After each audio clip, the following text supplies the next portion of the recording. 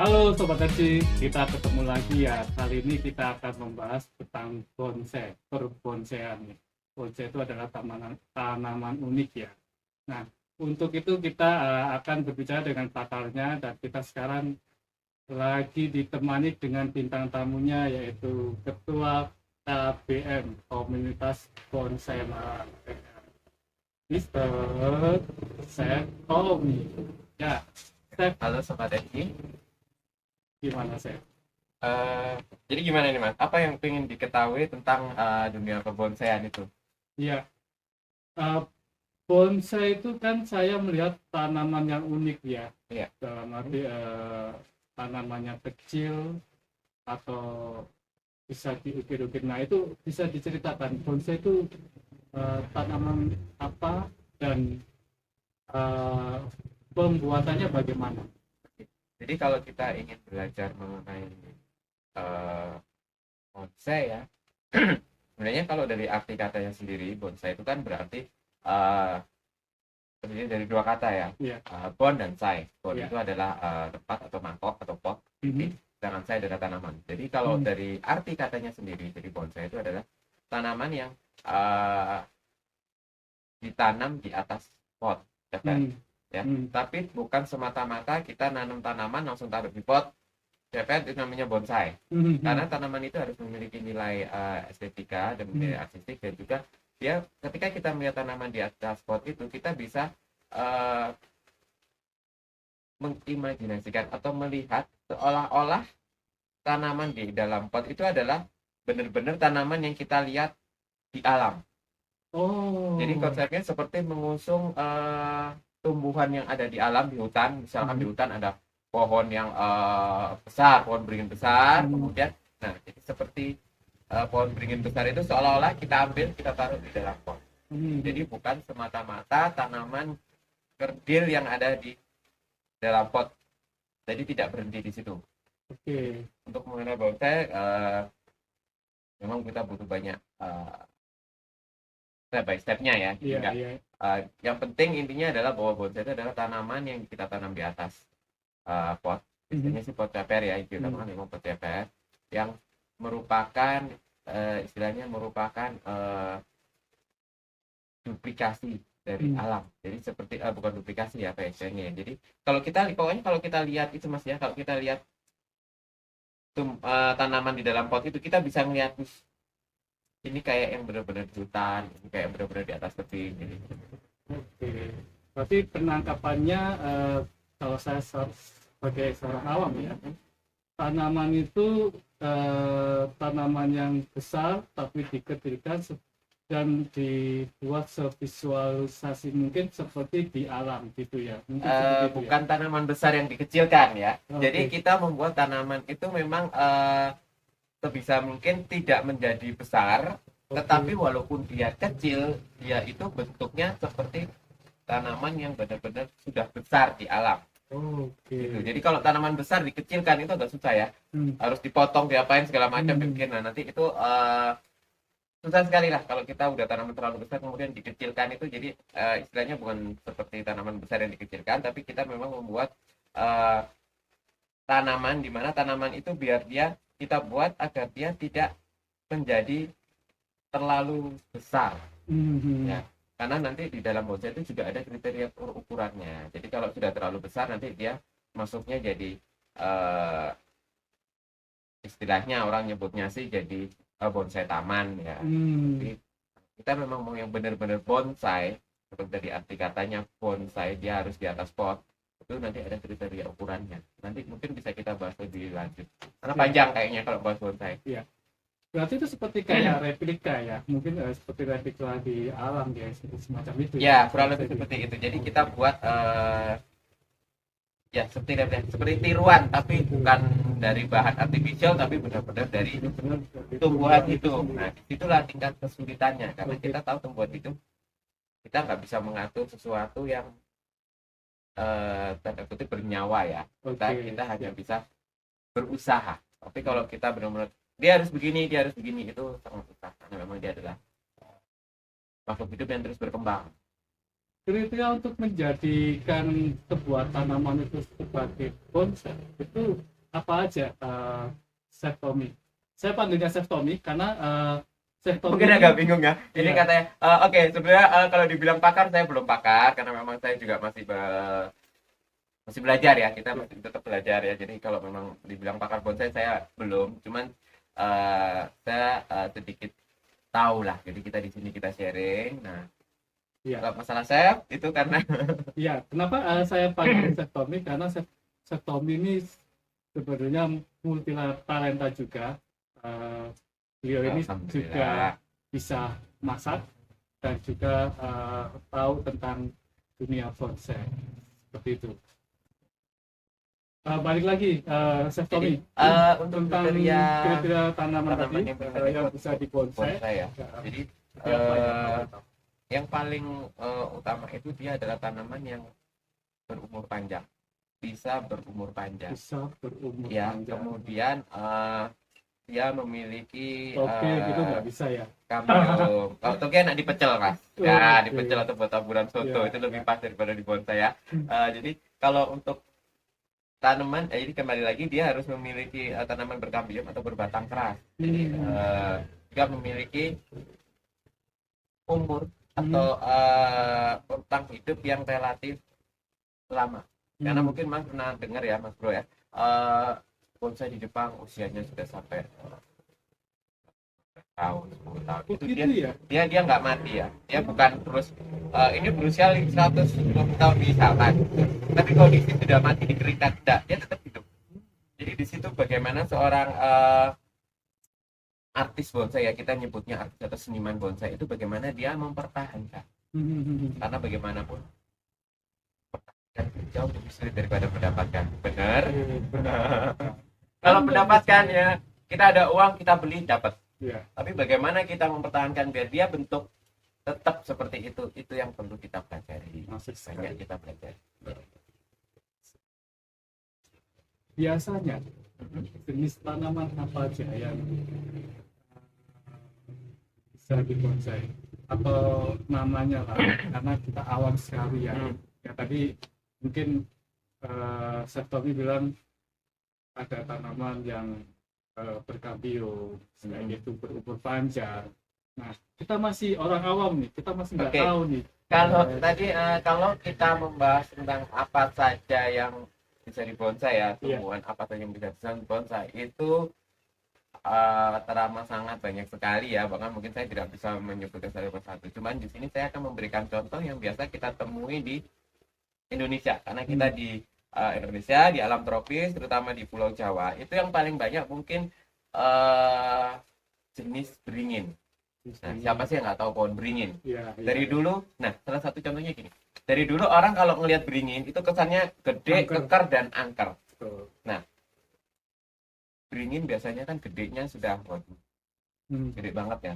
Nah, disitulah bagaimana kita bisa membuat beringin dengan penampakan yang seangker itu, penampakan yang benar-benar rapat rampingannya, daun dan gitu. Tetapi hanya sebesar, misalkan hanya bisa sebesar taruh di dalam pot yang berukuran 30 cm. Itulah tantangannya.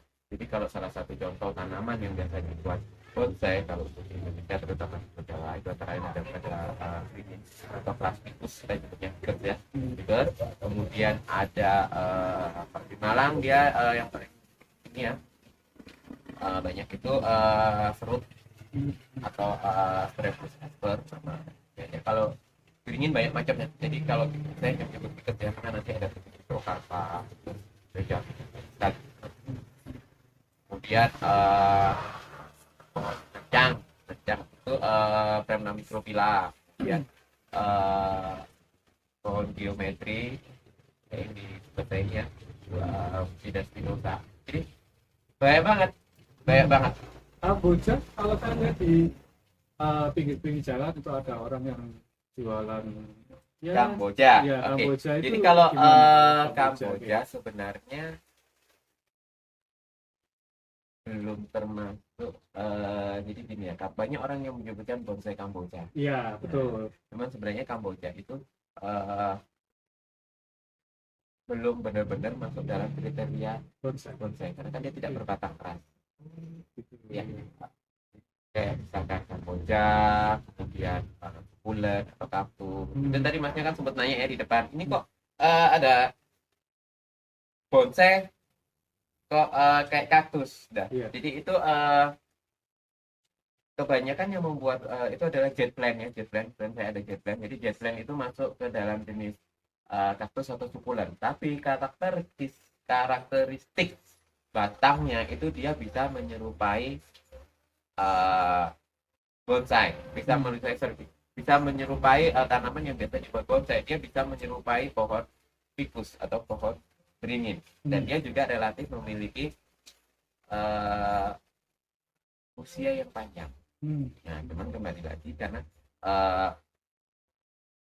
asal mula bonsai itu kan dari daerah awalnya kan dari dataran Cina ya. Nah, kemudian cuman dia lebih akhirnya ketika entahlah dia ada peperangan atau penjajahan dengan Jepang, akhirnya diusung ke Jepang dan lebih berkembang di Jepang. Ini bonsai itu ya. Jadi disitulah ini bonsai itu berkembang. Jadi rata-rata memang tanaman yang awalnya yang dibuat bonsai adalah tanaman yang berasal dari daerah Jepang dan Cina dan sekitarnya. Itu apa ya, subtropis apa tropis ya mereka itu ya, 4 musim mereka ya, mereka 4 musim ya. Jadi rata-rata memang tanaman yang sering atau bahkan mungkin sampai sekarang masih diidolakan itu ya biasanya mereka yang tanaman yang berasal dari negeri Jepang. Karena cuman masalahnya kita kan daerah tropis, berbeda dengan mereka. Kita hanya ada 2 musim.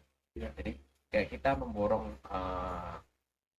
memboyong pinus hitam, Japanese black pine, dan kita tapi itu memerlukan perlakuan khusus. Beda dengan seperti beringin. Beringin bijinya jatuh tumbuh, daunnya kita potong kita tancap tumbuh. Karena apa ya, memang inilah dunianya, habitatnya beringin. Oke. Jadi Sobat Haji, kita harus mengetahui ya bonsai itu seperti apa, dan kalau di jalan-jalan ada beberapa pedagang tanaman yang namanya kamboja itu bukan termasuk jenis bonsai ya. Sebenarnya bukan, kan banyak yang mereka yang menyebut bonsai. Kalau itu sih kita kembali ke selera ya, karena menurut saya itu kan juga masuk dalam seni ya, seni. Jadi kalau menurut saya kalau untuk kamboja atau sukulen yang tadi ya itu dia lebih ke tanaman hias yang memiliki seni. Oke. Ya. Tapi belum kategori bonsai. Berarti kan bonsai ini kan saya lihat juga tanamannya bagus-bagus, itu ada seninya, dan itu mahal sekali. Terus yang biasanya dihitung mahal atau enggaknya itu apa karakteristiknya? Jadi mahal atau enggak itu mahal itu relatif. Ya. Relatif kita. Ya. Jadi kita nggak bisa bilang bonsai itu mahal, enggak. Nah, karena mahal bagi saya mungkin bukan apa-apa bagi Sobat RJ ya. Ya. Karena jadi sebenarnya kita kalau menilai suatu nilai seni itu tidak bisa kita nilai dengan nominal. Oke. Jadi kesan mahalnya itu karena bonsai adalah merupakan salah satu barang seni, bukan sekedar komoditi. Jadi bukan sekedar barang dagangan, tapi barang seni. Jadi itu bisa kita lihat kalau kita semakin tua usia bonsai, tapi tetap tanda kutip kita harus tetap bisa merawat bentuknya stabil, harga semakin mahal. Berbeda dengan, mohon maaf, kalau untuk sekedar tanaman-tanaman hias lainnya, dia ada musim. Anda telah menjual yang Anda sekarang beli misalkan jutaan, bisa jadi 2-3 hari sudah bernilai cuma puluhan ribu rupiah. Berarti kalau bonsai ini stabil. Stabil. Jadi tidak ada musim musim ngetren ini ya. Kayak dulu kan ada musim bunga apa gitu, apa tanaman apa Bisa gitu dibilang ya. di bonsai tidak ada. Tidak ada Jadi ya kayak gitu bonsai ya. itu sepanjang zaman. Jadi Oke. kalau mau belajar yang sesuatu yang everlasting ya, Iya, terus itu di bonsai paling pas. paling pas ya. Ya, karena apa dia uh, ini berjalannya waktu itu juga kita sambil jujur saya juga masih belajar ya. Jadi kita sambil mengumpulkan ilmu untuk memperdalam bonsai, juga sambil kita bentuk si tanaman ini juga uh, semakin menimbulkan kesan tuanya dari tanaman itu saya dapat. Dan satu satu kuncinya kalau bonsai bertahap, bonsai tidak bisa instan. Jadi bukan kita beli dipindah di pot langsung jadi bonsai. Kalau secara arti kata-kata oke, tapi kembali lagi bahwa untuk menjadi sebuah bonsai yang baik itu ada kriteria. Jadi ada harus ada nilai estetikanya, dan itu estetikanya tidak sekedar estetika atau sudah artistik ya, karena memang nanti ada, kalau kita membicarakan bonsai terutama bonsai yang untuk kontes ya, untuk pertunjukan, untuk nomad, itu nanti ada kriterianya. Jadi karena kalau kita ngomong seni itu bebas, nanti orang bilang lo kan barang seni bebas, lukisan aja ada yang abstrak, ada yang gini, kemudian ada orang misalkan ini apa mas, ini bonsai gaya abstrak. Bayangkan bagaimana bingungnya Dewan Juri nanti kalau menilai misalkan ada gaya bonsai abstrak, karena di alam pun seabstrak-abstraknya tumbuhan di alam, dia masih ada gerak dasarnya, ada apa, jadi istilahnya force of nature ya, jadi kekuatan alam atau apa namanya, karena kondisi alam itulah yang membentuk karakter bonsai dan juga jadi gerak dari kekuatan alam. Kalau kita belajar bonsai lebih lanjut ya, itu nanti ada istilahnya gerak dasar atau bonsai style. Jadi mungkin tadi yang saya sebutkan bonsai beringin, jadi bukan berarti bonsai itu harus yang gede, tegak, lurus, bukan. Itu nanti ada kalau kita belajar lebih lanjut ya, itu ada nanti gerak dasar bonsai mas. Jadi kalau yang seperti beringin lurus itu nanti itu kita bisa nyebutnya bonsai formal, karena dia bentuknya lurus formal, atau kalau dalam bahasa Jepang itu coklat. Kemudian nanti ada bonsai semi formal, karena dia tetap looknya dia tetap tinggi tapi masih ada lekukan di batangnya. Kemudian ada bonsai slanting atau misalkan dia bonsai miring. Bonsainya agak sedikit terbahan ya, mungkin karena posisi yang tadi semua itu tergantung dari alam. Kemudian tadi ada formal, semi formal, kemudian ada slanting atau bonsai yang miring, kemudian ada cascade dan semi cascade. Cascade adalah bonsai yang menyerupai attitude, jadi dia turun ke bawah. Nah kalau semi cascade dia turun tapi dia sekedar miring, nggak sampai turun ke bawah. Oke, yang melengkung gitu ya. Agak ya semacam kayak gini ya mas ya, jadi dia nah seperti ini cascade. Mungkin kalau sobat Edi nggak kelihatan ya, nah ini cascade. Iya. Nah jadi kenapa kok ada bentuk-bentuk seperti itu karena terjadi di alam berdasarkan tempat tumbuhnya. Jadi salah satu pakar bonsai dari Jepang ya, John Yoshionaka itu pernah membuat dalam sebuah bukunya itu sudah menjelaskan, jadi kalau bonsai itu berada di atas tebing, dia akan cenderung dan juga karena dia mencari arah sinar matahari. Jadi paling atas sendiri itu dia pasti cascade, agak di tengah tebing dia semi cascade, kemudian agak turun lagi dia akan menjadi bonsai slanting, jadi dia agak miring, dia menjadi slanting, dan dia akan menjadi semi formal, karena dia agak berkelok, karena dia masih tetap, karena posisinya masih agak miring kan kalau masih di dasar lembah ya, dia akan berkelok mencari matahari. Sedangkan bonsai yang benar-benar di dataran rata dengan intensitas matahari yang tumbuh yang full kena, itulah yang jadi bonsai formal. Jadi bonsai yang benar-benar tegak lurus itu biasa berada di dataran yang luas. Tidak ada gangguan dari kanan kiri.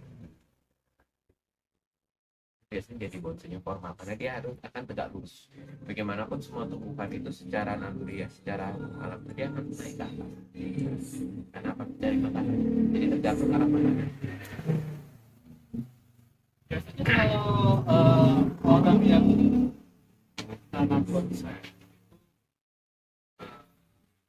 dari bahannya sampai bisa jadi bentuk gitu berapa lama sih, kalau boleh tahu? Tidak bisa dipastikan. Kira-kira ada yang paling Jadi gini paling Mas, karena pendek? gini ya.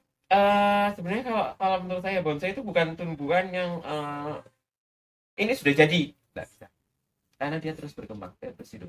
Jadi kalau kita mau proses untuk membuat dari nol ya sampai menjadi bonsai itu seperti yang saya bilang tadi, tidak ada yang instan, itu bisa butuh bertahun-tahun ya. Kalau sekedar dibekokkan dengan kawat itu mungkin berarti harus dikawatin ya? Tergantung kita, tidak semua harus dikawat ya, tidak semua harus dikawat, tapi tergantung itu tadi Mas, kita tergantung kondisi tanamannya dan cocoknya karena kalau dalam pembentukan bonsai itu kalau dari awal sejarahnya itu ada awal pertama itu ada Cina. Cina itu sistemnya cutting. Jadi dia tidak pakai bentuk kawat, tidak pakai apa, tapi potong. Jadi misalkan suatu tumbuhan kemudian kalau untuk estetikanya indahnya kan habis kanan kiri kanan. Ketika satu tumbuhan itu kanan, ternyata ranting keduanya lagi ke kanan, itu nggak mau, harus dipotong sampai nanti dia keluar yang sebelah kiri. Nah, jadi tingkat kesulitan bonsai cutting itu tinggi dan memakan waktu yang lama. Makanya kalau di Chinese, nah ya, bonsai itu bisa turun-temurun. Dari buyut sampai cucunya itu dia masih belum jadi. Kenapa? Kita pakai cutting. Nah, ketika di istilahnya di apa ya, dipindah di Jepang, ketika dia dikembangkan di Jepang itu Jepang lebih memiliki cara yang mungkin lebih praktis ya, dengan cara wiring kawat. Jadi misalkan satu tanaman yang kanan misalkan ya terlalu tinggi, dia terlalu menjulang ke tinggi nih, dia harusnya agak sedikit rebahan. Nah itu baru kita kawat tapi bukan berarti dia tumbuh ke kanan, enggak, dia harus kita kawat ke kiri. Nah itu nggak bisa gitu aja ya. Bisa dibilang boleh, bisa dibilang nggak boleh, itu nanti tergantung kondisi tanaman, karena semua itu harus dilihat dari kondisi tanamannya Mas. Jadi kayak tadi walaupun ada 5 gerak dasar, sekali lagi yang tadi saya sebutkan adalah gerak dasar ya, karena masih itu nanti bisa dikembangkan dari berbagai macam gerak ya. Jadi menggunakan gerak dasar ya, kita harus tahu, oh pohon ini akarnya seperti ini, geraknya kok seperti ini, berarti ini bagusnya nanti bikin akan untuk cokan. Jadi nggak bisa aku punya ini harus jadi cascade. Nah, itu nggak bisa. Kalau toh bisa, itu akan memakan waktu yang lama, satu waktu yang lama, karena kita harus istilahnya kita nolkan lagi. Ya, kita cuma ambil batang utamanya, potong biar dia turun gini. Kedua, kalau kita paksa dengan wiring ditutup ini juga resiko kerusakan dan mungkin katanya bisa mati bonsainya. Kita gini ya, istilahnya kita mengikuti alam itu dalam arti tumbuhannya. Kita mengikuti alam biar dia mengikuti kita. Bingung kan? Bingung juga sih. Kita ikuti gerak tumbuhan itu biar kita tahu bagaimana dia mengikuti kemauan kita. Berarti cara kerjanya itu memang agak smooth ya, memang natural sekali ya. Memang kalau misalkan dasarnya katakanlah ke kiri ya kita ngikutin mereka, tapi Ya. kita membengkokkan sedikit gitu ya. Bukan Awalnya, jadi mengiring ya kita mereka yang kita mau, itu konsepnya. sesuai yang kita mau, tapi harus sesuai dengan ini ya. Kita sebenarnya kita kalau untuk sesuai pakem nggak bisa dibilang seperti itu juga ya, karena kembali lagi itu barang alam. Jadi ibaratnya sesuai yang ada di alam, hukum alam. Kita kembali ke situ. Jadi kalau misalkan suatu tubuh, misalkan saya kasih contoh, seperti ini dia, Ya. gampang. Kalau udah seperti ini kan dia ini kita konsepnya dia tumbuh di atas batu. Tumbuh di atas batu, ketika kita tumbuh dia akan turun karena gravitasi ya. Iya. Dan seperti ini berarti menunjukkan bahwa arah sinar matahari itu, jadi dia mengarah ke sana. Jadi kalau udah kayak gini, nggak mungkin terus satu kita bikin di sini, gitu ya. Iya. Nah, karena apa? Ini sudah istilahnya melawan hukum alam. Kalau matahari di sana, tumbuhan pasti akan mengejar matahari. Nah, sedangkan di sini kenapa kok ini ada yang putih, ada yang batang-batang yang mati? Ini karena apa? Dia kurang nutrisi, atau mungkin kena dulunya kena petir atau apa namanya di alam kita nggak tahu ya. Atau di bawahnya dimakan rayap atau segala macam. Nah, disitulah bagaimana kita bisa mengaplikasikan apa yang kita lihat di alam itu dengan tumbuhan yang kita punya. Semua itu kembali ke kalau orang bilang harus ngikutin pakemnya apa? Sebenarnya pakem dari bonsai itu adalah tetap kembali ke hukum alam. Jadi beda dengan kayak bangunan, candi. Pakemnya harus ini ya memang itu ada pakemnya. Kalau kita buat bangunan harus pakem, bawah fondasinya harus seperti ini. Di bonsai juga istilahnya sama seperti itu, tapi bukan harus paten. Sama, bonsai juga harus ada fondasinya. Fondasinya merupakan akar. Akar itu juga kita sebut istilahnya kalau di rumah itu akar bonsai itu adalah fondasinya. Ya memang kalau yang mau yang bagus di mana-mana akar itu dia menyebar. Ya, 5-3. Tapi kita lihat dulu. Kenapa dia bisa menyebar? Karena dia seperti yang saya bilang tadi, hidupnya di lapangan terbuka di mana tidak ada halangan kanan kirinya, sehingga akar dia bisa tumbuh leluasa ke kanan kiri segala macam. Makanya kalau kita membuat bonsai cokan atau bonsai formal, memang salah satu bisa dibilang bagus itu ketika akarnya benar-benar menyebar ya. Kanan ada, kiri ada, nggak perlu langsung akar banyak itu enggak harus banyak, tapi dia balance. Jadi kita lihat, bener kayak yang jadi kita lihat bonsai gini ya, misalkan ini bonsai beringin, kayak yang di ukuran samaan ini. Nah, itu berarti bisa dibilang bahwa si artis bonsai itu sudah berhasil. Misalkan nggak tadi lihat gini, slide bonsai sini yang ada di atas sekarang. Aku lihat ini udah kayak yang bonsai yang kemarin di pinggirnya Coban Rondo, bukan bonsai. Kok aku lihatnya kayak yang cemara di pinggir Coban Rondo ya. Nah, berarti maksud dari si artis bonsai ya, si seniman bonsai itu sudah tersampaikan.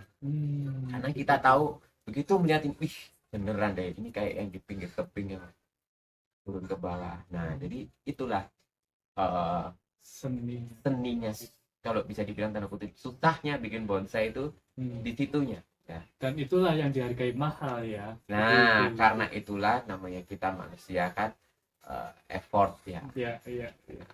Jadi kalau dibilang ada yang murah ada selain karena relatif ya harga.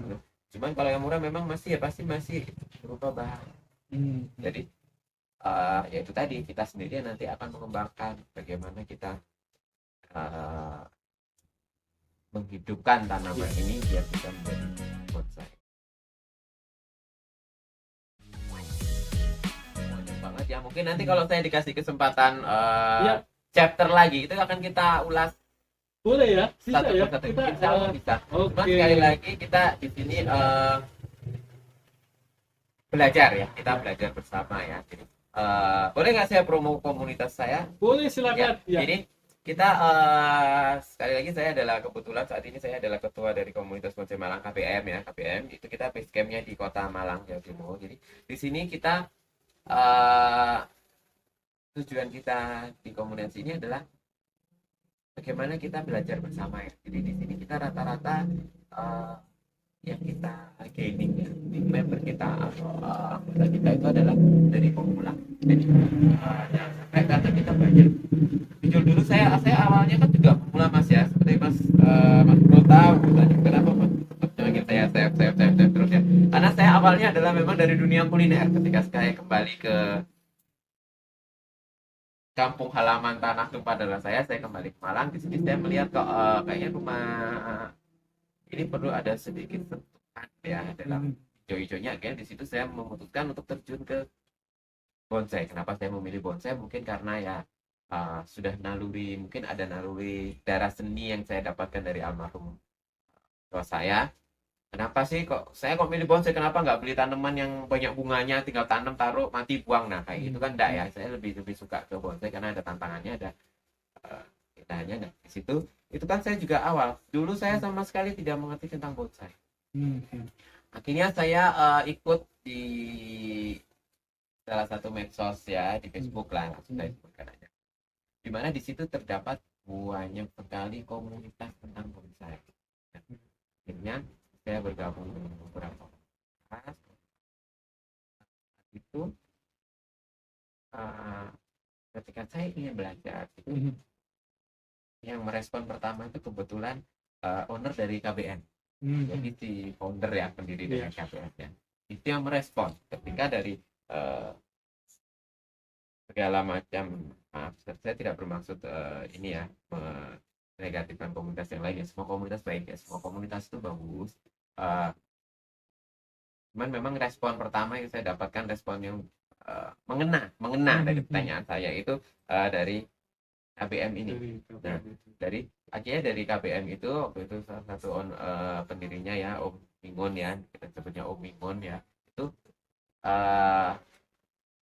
beliaunya kan juga masih muda, low profile ya. Jadi kita itu langsung oke, yuk kita ketemuan, kita gabung, kita gini-gini, kita ngopi bareng waktu itu. Akhirnya kita ngobrol-ngobrol, kita belajar. Nah, akhirnya alhamdulillah dari obrolan-obrolan kita, bagaimana kita belajar bersama, itu kita berkembang. Akhirnya member kita sebenarnya. Jadi mereka, kita biasanya nyebutnya si Om ya.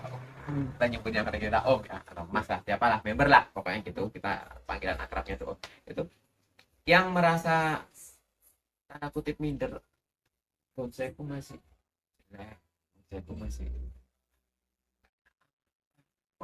biasanya kalau ikut grup itu bonsainya pasti sudah bagus sudah pernah kontes sudah punya enggak jadi kalau memang mau bergabung berarti KBM ini wadahnya untuk pemula juga bisa dan untuk yang profesional tapi ingin mengajarkan ilmunya kami akan sangat para pembuat bonsai, petani bonsai. Petani siapa ya? Petani atau pembuat ya? Kalau ke bonsainya sih seniman ya Mas ya. Seniman ya. Seniman bonsai ya. Kalau petani itu biasanya petani untuk menyediakan bahannya. Bahan bonsainya. Karena kalau sudah kita proses ke dalam bonsai itu sudah kan petani yang megang pasti harus orang yang memiliki keahliannya trainer ya kita nyebutnya trainer seperti itu. Jadi sobat Haji dimanapun kalian ada berada di Indonesia khusus kalau ingin belajar bonsai khususnya di Malang ya bisa menghubungi Chef Tommy untuk ngikutin beberapa acaranya seperti bisa itu. Di Facebook kita ya kita KPM Komunitas Bonsai Malang jadi kalau kita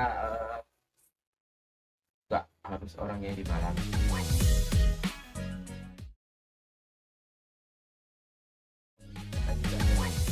luar pulau itu juga Oke, kita bisa diskusi ya di lewat ya, di Facebook ya dari online bisa. Atau nanti kalau memang minat kita bisa nanti ada grup WhatsApp ya. Yang kita lebih intens ya. Kalau kegiatan kita sih setiap bulan sekali kita ada pertemuan rutin ya, kita Iya. ngumpul-ngumpul ngopi bareng. Cuman otomatis itu yang bisa hadirkan hanya yang berada di Kota Malang dan sekitarnya dulu. Karena kalau kita mesti ke luar kota ya mungkin untuk saat ini kita masih bisa. Oke, terima kasih ya. Oke, sama-sama. Chef Tomik tentang nya pencerahan dan penjelasan tentang perbonsaian ini. Kita Boleh saya tambahkan sedikit boleh sebelum boleh ditutup ya? silakan. Sekali lagi saya mohon maaf apabila ada yang saya sampaikan nanti itu ada yang kurang berkenan ya, terutama saya yakin mungkin untuk para om-om senior, om-om pakar bonsai yang sudah benar-benar pakar, mungkin ada jika ada kata-kata saya mungkin kurang mengena pas, mohon koreksinya ya, karena dari awal tadi saya bilang saya juga belajar, cuman alhamdulillah apa yang saya sampaikan tadi adalah apa yang saya dapatkan dari proses belajar saya dari lama waktu. Jadi mohon maaf. Jadi ya itu aja sih. Iya, oke. Jadi kalau gitu kita tutup dan akhiri aja ya sesi kali ini. oke. Nanti next kita akan Boleh, tampil loh boleh. tentang Jadi boleh nanti mungkin perbonsaian dan perbonsaian secara kita akan detail. sangat senang sekali ya, bahkan mungkin nanti mungkin sobat FG bisa hadir lagi ketika mungkin ketika kita ada event atau pertemuan kita ketika kita sedang membentuk bonsai atau apa ya. Iya. Bisa. Kita akan ulas lagi tentang training bonsai per case-nya ya. Jadi bonsai itu memang unik sahabat tadi. Jadi kita harus kulik lebih dalam per case-nya. Jadi buat kalian yang pengen tahu dan pengen antusias tentang di dunia perbonsaian, yuk stay tune di channel kita. Sobat.